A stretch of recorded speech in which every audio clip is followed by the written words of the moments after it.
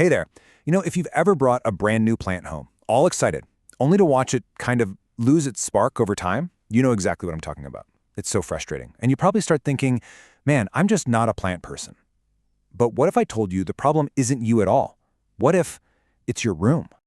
Right, so let's dig into this idea for a second. We have this belief, don't we? A beautiful room, a beautiful plant, it should just work. We create these comfy, climate-controlled spaces for ourselves, and we just kind of assume what's great for us is going to be great for them. It makes sense on the surface, but honestly, it's based on a total misunderstanding of what a plant really needs to live.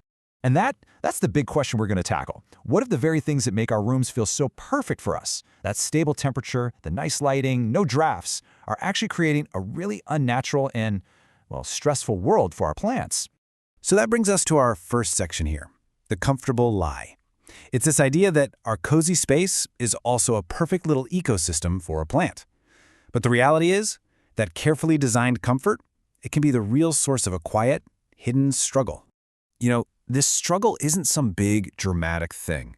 The plant doesn't just keel over one day. Nope. It's more like a slow fade.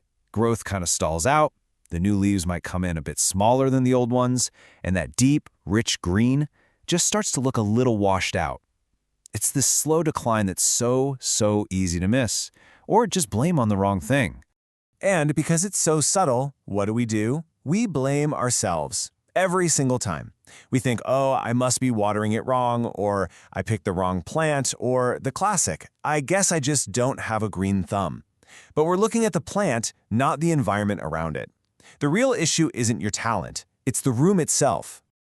Okay, so if the room is the problem, let's get into the why. And to really get it, we have to look at the massive difference between the world a plant actually evolved in and the one we've put it in inside our house. We're talking about a world that's full of change and rhythm versus one that's totally static. Just look at this contrast. It's pretty stark. Outside, you've got light that's moving and changing intensity all day long. There's always a breeze, which is super important for stem strength and moisture. And of course, temperatures rise and fall with a natural rhythm. Now think about your room. The light source, it's fixed. The air, dead still. And the thermostat, it keeps the temperature locked in one spot day and night. And this really gets to the heart of it. What feels like comfortable stability to us, to a plant, it feels like a world with no signals. It's like living without a clock or a calendar. Those shifts in light, air, and temperature are the cues that tell a plant what to do, when to grow, when to conserve energy. And in our homes, those signals are just gone. So, let's break this down even more. In this next section, the unseen struggle, we're going to look at the 3 big things we tend to get wrong, all from the plant's point of view. First up, light. This is probably the biggest one we misunderstand. See, we judge light with our eyes. If we can read a book, we think, oh, this is a bright room. But a plant doesn't see light like we do. It eats it. Seriously. Light is its food, its fuel for photosynthesis. So a spot that seems perfectly fine to you can literally be a starvation diet for your plant. And when a plant isn't getting enough fuel, it has to adapt to survive. You'll see it stretching, literally reaching with all its might toward a window. It'll start making smaller leaves because it just can't afford the energy for big ones. Essentially, it's running on empty, day after day, just trying to make it. Next is something we almost never think about: still air. Outside, there's always a gentle breeze. That breeze helps moisture evaporate from the leaves, which is key for pulling up more water from the roots. It also makes the stem stronger. In our sealed, stagnant rooms, that vital little function is totally missing. And finally, let's talk temperature. It's not just about being too hot or too cold. It's the lack of a natural rhythm.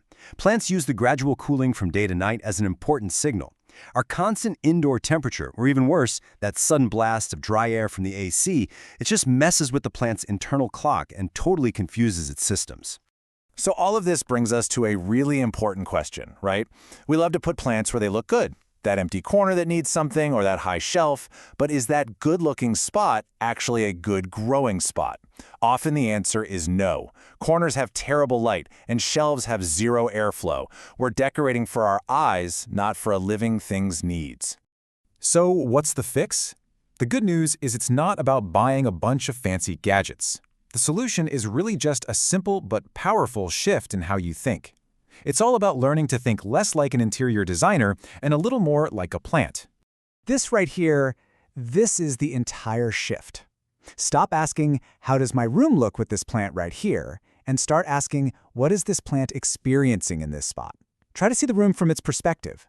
Where's the light really coming from? Is there any air movement at all? What's the temperature actually like over a 24-hour period? And you know what you'll find? You'll find that what your plant needs is actually pretty simple.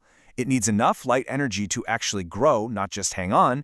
It needs a little bit of air movement. And it needs a temperature that isn't so unnaturally constant. And the best part is that tiny adjustments, moving a plant 2 feet closer to a window, can make a world of difference.